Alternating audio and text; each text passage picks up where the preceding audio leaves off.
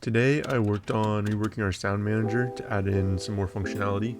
Things such as a function to play a sound effect as a 3D sound in the world, or a way to play sounds with random pitch and or volume, or a way to mute the specific audio source easily, as we have an idea for either a card or an item in the future that might use that. On top of this, I also went through and started adding in some sound effects to the items when the players use them to give them a bit more feedback so they know when the item was actually successfully used.